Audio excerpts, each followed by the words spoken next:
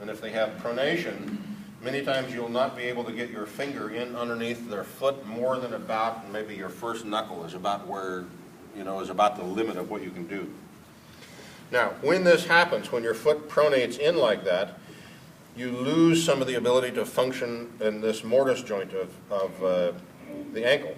If her foot is in a neutral position and I dorsiflex her foot, I've got a certain degree of motion that she can actually accomplish.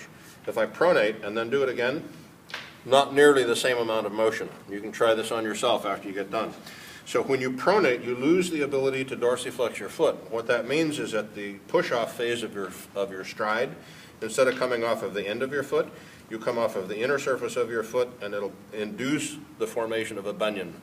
So you get big calluses on the inner surface of the toe right here.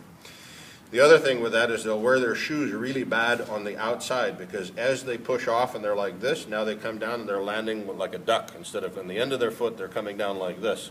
So they wear their shoes like this as opposed to this.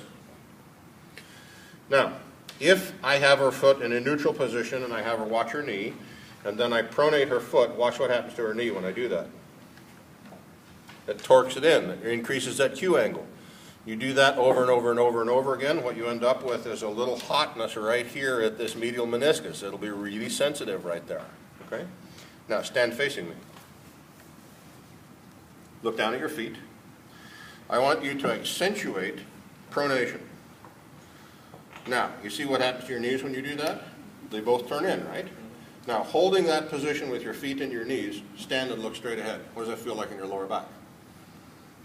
It feels unpleasant, doesn't it? Okay? And there's your SI joint dysfunctions. Okay? So many times what I find is that with SI joint dysfunctions or lower back complaints, if I don't stabilize their pedal foundation underneath them, like that tarsal tunnel, because now you've got this tibial nerve comes around here and they get tarsal tunnel right at the bottom. Okay? So unless I get them in a pair of orthotics, I can adjust them until the cows come home and their lower back is unstable all the time because their foundation, I just tell them, you have flat tires. You're driving your car with a flat tire. Okay?